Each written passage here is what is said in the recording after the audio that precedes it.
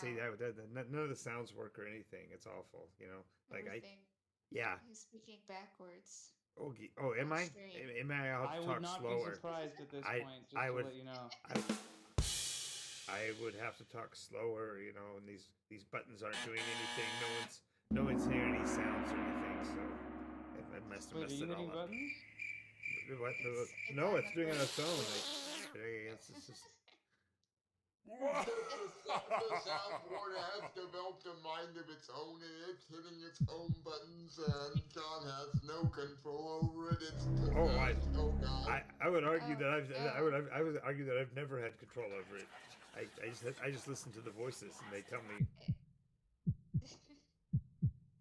It, it takes control of you.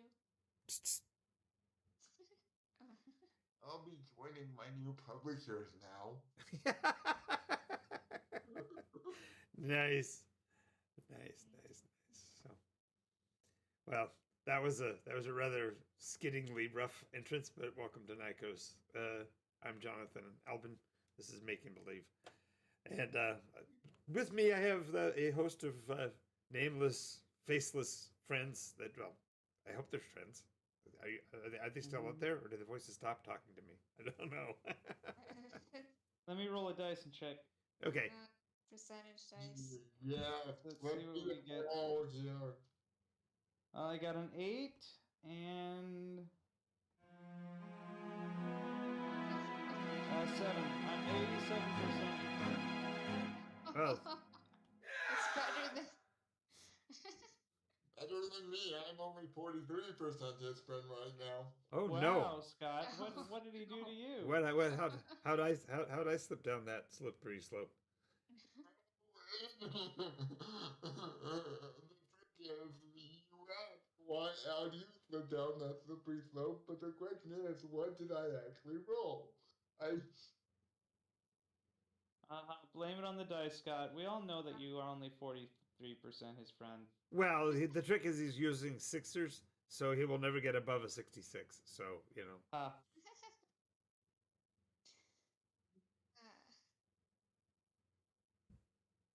so what's on the agenda tonight? Well, because of the requirement to be vague booking, I can't really say what exciting things are happening tomorrow. But I think most of you know what's happening tomorrow, so we'll just talk a little bit about what do you do when what do you do when your life exceeds your expectations? I mean, I can think of at least a dozen times in my life where what I thought was going to happen ended up being way better than I thought it was going to be. So instead of some people get on and when they want to talk about, oh yeah, tried for this thing and I was disappointed or blah blah blah, and things went bad. I want to talk about the times where you just you stood back and looked at the world and went, wow, how could the world have been that cool? How did that come out that way? And I don't know know, if I've had any of those. oh gosh, we'll have to fix that. wow, yeah, okay. Wow. Well, what about you? Have you had one of those? We'll go with you, Scott, first. You tell us one. When did life exceed my expectations? Yeah, and I don't care whether it's a physically real thing that happened or something that happened in a game. I just know that I've got like I said, I've got 3 or 4 stories I can tell you where things just when they happen is like, wow, that was amazing. But you spoke up first, so let's go with yours. Go with yours. This was kind of somewhat recent. Okay. Okay, maybe a couple years ago now, but I think the first moment, well, not the first moment, but the first moment in recent memory was the first campaign I actually, well, no, second campaign I actually tried to run. I was expecting maybe 3 people. Ended up with 8. Oh, nice. Nice. How did you handle that? Did you have enough NPCs to go around? Did you have enough monsters for them to kill? How did you kill them? Well, okay, how did I handle it? considering that sadly COVID hit and we couldn't finish the campaign. But, I mean, enough monsters for them to kill, yes. But 8 people is so chaotic, especially at high level. Oh.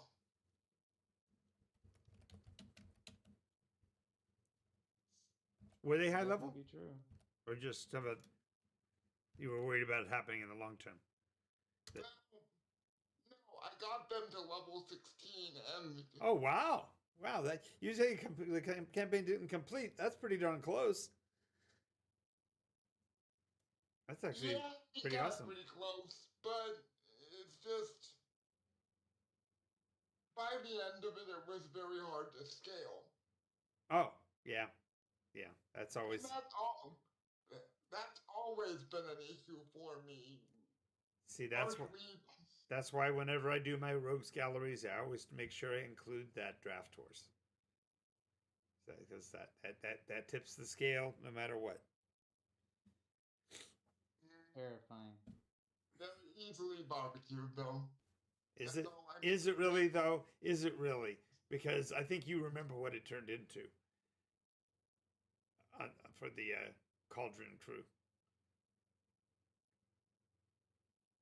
The first time you guys ran into Tongue Eater. Yeah, that was a mess. I will admit that. Remember they sacrificed the draft horse on the altar? Don't you remember that? Sadly, no. The last thing I remember was the party getting locked in a room with a bunch of carnivorous apes, including Tiny.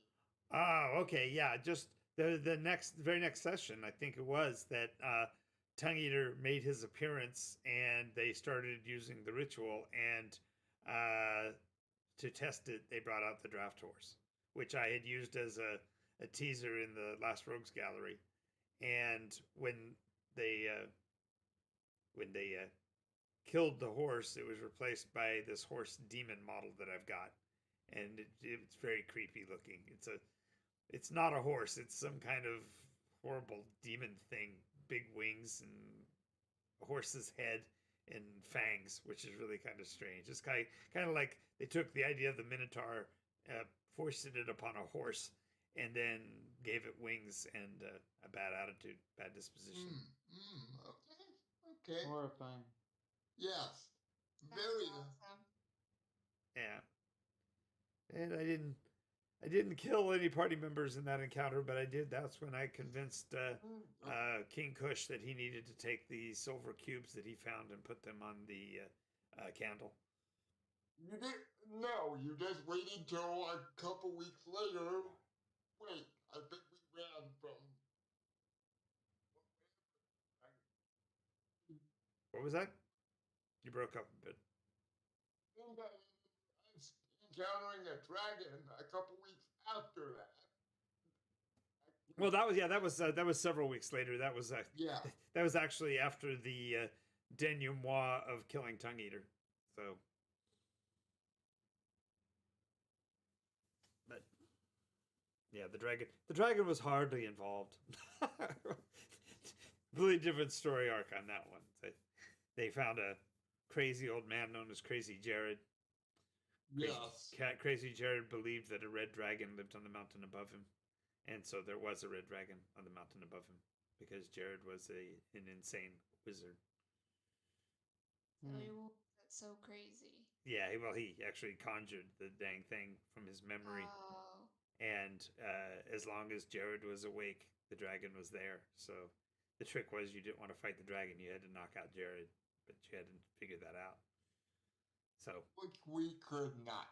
no, they let the dragon. I did. It wasn't quite a TPK, but I know I put 3 or 4 characters in death saves on the first dragon's attack because they all lined up. I was able to hit them all with a breath weapon. Nice. Yeah, They were at different places. They were on different places of the battlefield, and so I had the dragon do this big circle and then fly really high. And as he flew really high, the party members realized that it was safe to start heading back towards the house. So as they moved towards the house, we were actually playing on the tabletop with miniatures, and they actually moved. They did their own moves and put themselves right in line with each other. And here comes the dragon, and whoosh. Wait, what's a, okay, I know I wasn't there for the episode before Tongue Eater appeared, because I got that after the fact. I'm trying to remember whether I was there for the dragon or not. I have a feeling I wasn't and got that the week after, too. Oh, I don't know. I don't recall that part. I know that in the case of the dragon, I had almost everybody that was playing at the time was there because I must have been there, because I do remember this dragon. yeah, yeah. So yeah, and it ended up that somebody could shape shift or whatever and was a wolf. I remember, so he ran as a wolf to get to.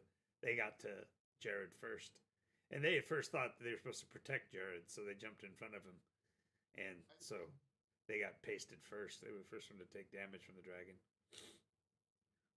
So how does this relate to life being far better than you ever expected it to be? He had said that it was the fact that he ran a campaign and he expected 4 people and there were 8. Ah, gotcha. Ah, And so That's where we were. right. So There we go. naturally, of course. Sidetracked. Well, no, it's Jonathan Albin's making believe. So naturally, Jonathan starts making up a story about something that happened a long time ago, and there we go. Sidetracked. Exactly. yes. Welcome to Nikos. That's Yes. what we are. Is quicksand. And then, that it almost, I haven't gotten fully up to 8 yet. I've gotten, like, So okay, so that was your. Careful of putting your hand in front of your mic, Scott. yeah. I'm still at 6 with my current campaign, so it's happening again. I'll get up to 8 eventually, but I told myself I'm never gonna run 8 again. At least for the foreseeable future. Because that was just too chaotic. That's okay. What'll happen is you'll be running along at 6, and you go, I'm getting used to this. This doesn't feel as much of a challenge as it was before. Oh, somebody else wants to play? Sure, go ahead and hop in. And you won't go to 8; it'll go to 12. And you'll be like, okay, I'm never doing this again. I'm not going to run for that many people. And then 35 years later, it's 17 players, right, Travis? Yeesh. Horrifying. That was the biggest game I ever ran at a live event that wasn't Parallels. Yeah, I literally sat in the middle and around in a chair that could spin, and I just went in a circle saying, "What are you doing? What are you doing? What are you doing? What are you doing? What are you doing?" Just went around in a circle, just kept going. You get a turn and you get a turn. Exactly. And you do that long enough, and no one gets a turn. Okay, Syndrome. You'd I have got to that be there. reference. I got that reference. Yay! Yeah. I would never willingly sit at a RPG table with 17 people again. As a player, anyways. Oh, okay, once again getting sidetracked, but no, we didn't have that many for 2 month wars. It just kind of felt like it, if that was No, fair for enough. you. Fair enough. Okay. How about you? How about you, Travis? You said you didn't think you ever had a time when life surprised you in a positive way. I guess the only time when I can think of something like that was just a really great experience was traveling to you know what? I have one. Okay. And it was the international competition that I did my last tour when I went on tour with Mount Sac. Mm-hmm. We were in Germany, and we did a bunch of different groupings. So we had different sets for each competition, and so we did like the mixed ensemble, and then we did like the folk music ensemble and stuff like that. But we were doing the small chamber ensemble, and it was only like the elite group within the elite group because we had to limit it down to like 25 people, and we had 33 in the choir. Mm-hmm. So a lot of the younger people had to step out and not do that one, and then we did some of our best sets from the year before, I think, and we won. We got first place. And when they announced that during the award ceremony, we all had to run up on stage, and they handed the trophy and the medal to the director. And then out of the ceiling, it was this gigantic arena where they created the biggest, it was like the largest electric umbrella in the world. It was a single pole with a round tarp that was lifted up and then stretched out to trees and poles and buildings and stuff. So it Mm-hmm. was like a giant umbrella that formed a impromptu arena. And Gotcha. we went up on stage, and out of the middle they lowered the American flag, and then we sang the national anthem. I think I have a video of it somewhere, Oh wow, cool. but that was pretty cool to look at 100 something choirs from around the world and having won and getting to sing the national anthem to them all. Oh, that's cool. Yeah, but that's that. I mean, so you didn't have any idea that was going to happen at all. So literally, you went to the event and they said sing the national anthem, but you didn't know it was because you had already. I mean, No, If- no. Like we had no idea we were going to win. Like oh, I got we you. had no idea. Like it was a lot of choirs, and we had gotten like second and third in the other things that we had done, and this was our last chance to win, and it just so happened that we won, and it was a big deal. And it wasn't like so like some awards ceremonies, like you know who won already, and it's just like about giving the awards. But Mm-hmm. this one, it was also the announcement of the placings for everything. Mm-hmm. And so getting to see about 15 other categories go ahead of us, and getting to see these other choirs that narrowly beat us out run up there and do the whole thing, we were kind of bummed out at the end. Mm-hmm. And we were all like crossing our fingers and praying and everything else to hoping that we'd win. Finally, our last chamber group, and it was the last concert that I did with that group, and we just happened to beat the entire world and won. Oh, that's awesome. So Nice. it was pretty cool. There you go. Yeah. Yeah.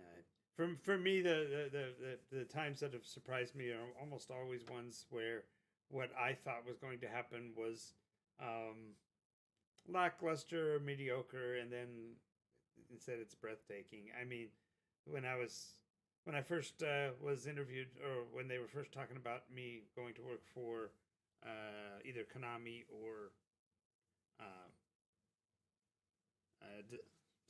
I can't remember who I was. Oh, Upper Deck. The two of them were kind of competing, and I didn't know that. But as I was going through the process with Mr. Parente, who was the coordinator, he said, "Now, when we're talking about doing this, it'll be an interim income. It's going to be moderate income. It's not going to be really big." And so I'm thinking, well, okay, I've worked for Gamma and made about 40, and I've worked for myself and made about 100,000, but that's a lot more work and a lot of things. And so it's like, I don't know what he means by a little amount. So I'm thinking of myself and just stealing myself for what he's going to say as far as the dollar value. So I'm thinking, 25, maybe 30,000. But I was single. I was newly single. My divorce had just gone through and everything. And so he says, yeah, they're going to be looking at probably starting you at about 65 or 70. And I was thinking, $70 an hour? That doesn't make any sense. What? Oh, ooh, oh!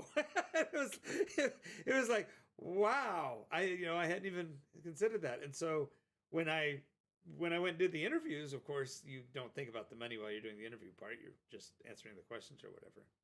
And so when it was over, I got into both the interviews out, and I felt really bad about the Konami one because I made everybody go real silent at one point. I thought, oh, I broke it. And so I was thinking, well, at least I'll get the Upper Deck one, right? Because I thought I'd nailed the Upper Deck interview. And 2 days later, I get the message, I'm sorry, Jonathan, Upper Deck thinks that you know too much. So they've chosen to go with somebody else. You're too efficient for what they want. I want somebody who's sloppy.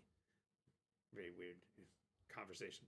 And so then I thought, well, okay, I'm done. I drove all the way to California and didn't get either one of them because of course, I thought I'd blown Konami one. Then the next day, about lunchtime, I get a phone call from Mike, and I'm going, oh, he's got to be setting me up for another interview someplace else. And I say, okay, Mike, who do I got to interview with now? And he says, you don't have to get any more interviews. You just have to get your suit on because you're going to work tomorrow. So it's like, wow, the emotional roller coaster of spending every dollar you've got to get to California, and then you're really not sure what you're going to do until next week because you don't think you got a job. And then, boom, no, actually, we're going to start you at $68,000 a year. Come on down. Overwhelming, just surprising. I couldn't stop saying. What was I saying? I said, "Ye gods." I was at that point. I was stuck on the phrase "ye gods," so I was walking around my house going, "Ye gods, ye gods." Nice. So, and Sounds like a Gadzooks moment to me, but Gadzooks. Yeah, Gadzooks might have worked in a different Googly way. moogly. Oh, then I love the googly. That's a good mooglies. one. I'm a great googly moogly guy too. Yeah, that's a good one. I say it every so often. Jumpin' Jehoshaphat, that's a good one. So that's great googly moogly has been coming up in my head like over the past. Maggie and the Ferocious Beast. Anyway, go ahead. Yeah, I could never remember what it's from. I know I've heard it, and it was just like, what is this from? And why is it in my brain all of a sudden randomly? Yeah.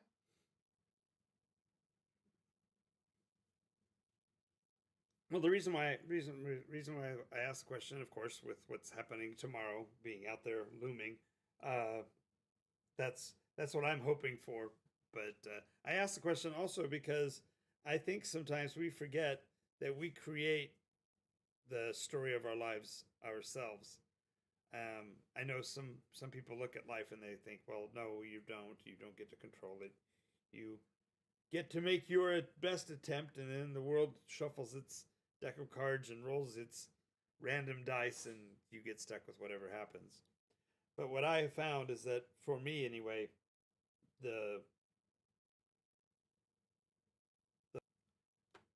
when I wrote Your Life, Your Game, Your Move, one of the things that I kept doing while I was writing that one was looking at life kind of like a game. I was like, well, every time we get a chance to talk to somebody, every time we get to engage with them, it's a game. It's an engagement with another personality, and we can come away with a win in every conversation if we see it for what it is, and that is the opportunity to engage. And I know I'm sometimes sound like I'm talking out of my hat because I'm drifting or whatever, but I promise I'll bring this back around to the idea of something better than you expected. A friend of mine used to say that when he got old, he hoped he would have memory lapses. He says that way, surprised that every day will be a new surprise, and that's sort of what I'm talking about. I'm not saying that you forget. You know, in my case, and you guys that know me know how many down dips my roller coaster has been on in the last, say 2 years. There have been a lot of yeah, specifically 6 months, yeah. But even if you go back as far as the start with Amazon wasn't exactly the smoothest of all transitions, and yet it was something that needed to happen.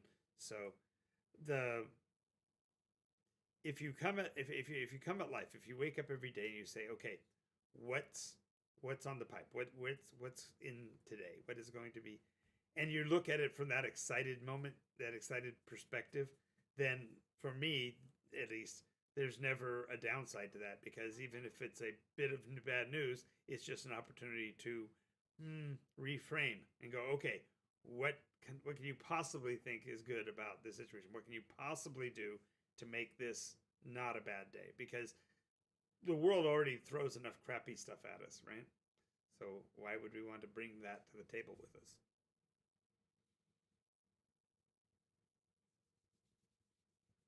No, I see your point. It's, putting a healthy, positive spin on things, but sometimes I guess, in my life there's just so many,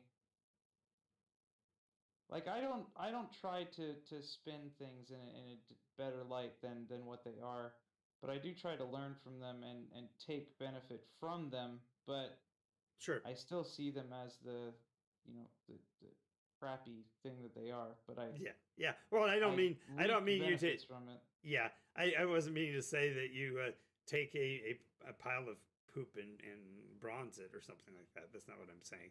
All I'm saying is that, Polish. yeah, exactly. Polish it. Yeah, exactly.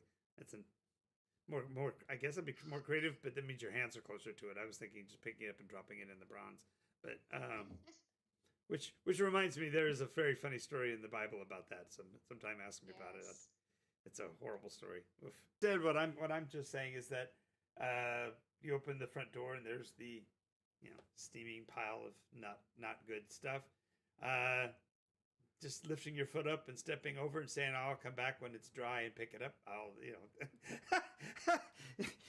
It's not. It's just you don't have to wallow in it. You don't have to drag yourself through it. You can change the perspective. That's all I really am saying.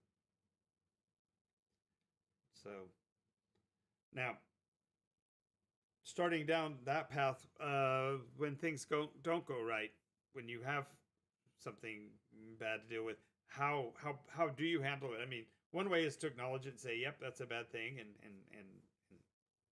chalk it up for what it is. But how do you package that, Scott? If you've had a downturn and things have gone badly, what's your solution? Do you pack up ship and go home, or do you find a way around it? Yes, that would depend on, like, I don't want to say defining the bad thing, because some things are worse than others for me, and, like, That's true. I don't want to get into gory detail, but some things I haven't found a way to fully package up. Mm-hmm. Your hand, Scott. Sorry. I admit that while I've acknowledged them, it's still kind of hard for me to deal with, like, something that is, I guess, just really, I don't want to use the term depressing because that's not the, Not the emotion. yeah, just, I guess the heavier it is, the harder it is for me to deal with it. Mm-hmm. Because the heavier it is, more I tend to linger on it, I guess. Mm-hmm. And I'll admit that I have a hard time dealing with, like, really heavy stuff. Yeah. I mean, to get this back to gaming for a second, Sure. Imagine that time about gaming on a show that's sort of about gaming. Yeah. Okay. That's a good idea. Thank you. when I lost half my group, this was the same campaign.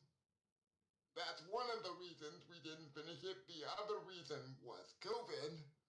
But when you lose like 5 out of 8 people, for me it's really hard to run for anything less than 4. I could run with 3, but, and I guess at that point I just kind of set it aside and see if I can recover down the road. Mm. I hate saying kicking down the road, but sometimes that's what I feel I have to do. Sure.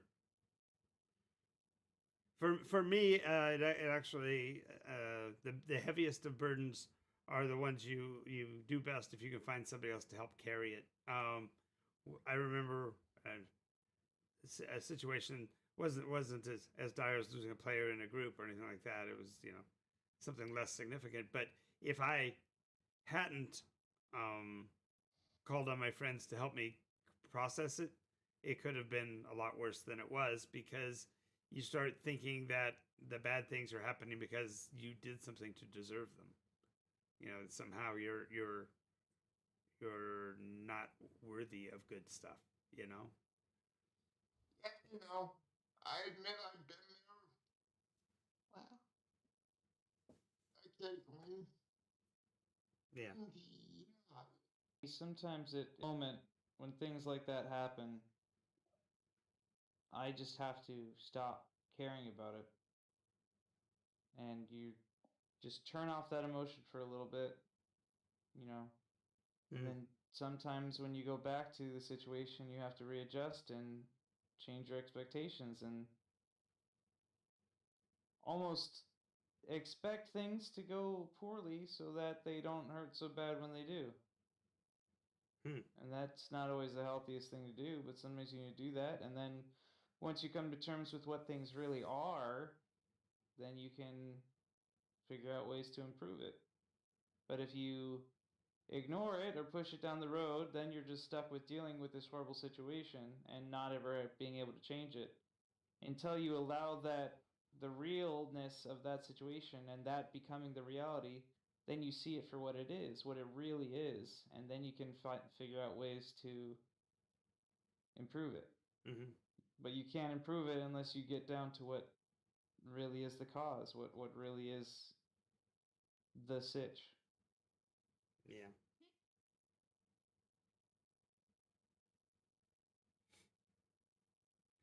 Do you have something there, Fangs? Sounds like you had an idea. Just gonna follow it.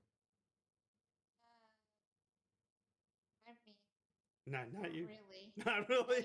I don't know. I have been getting better at it, but I still have to learn that stuff, you know. Oh well. Yes. I think we all do. Yeah. Anything that we Well, have answers for, it's just all you young folks do. You know, I've learned everything I need to know, right, Travis? I know everything that's possible. So. No. No. Okay. no, I don't think so. No. Oh well. If you can't poke fun at yourself, who are you going to be able to pick on, right? I mean, Scott isn't always here, so I've got to pick on myself sometimes. Yeah. You admit I get the brunt of everyone's jokes, but in a Oh, good way. I was gonna say, I don't think that's true. I think you give as good as you get, my friend. You just.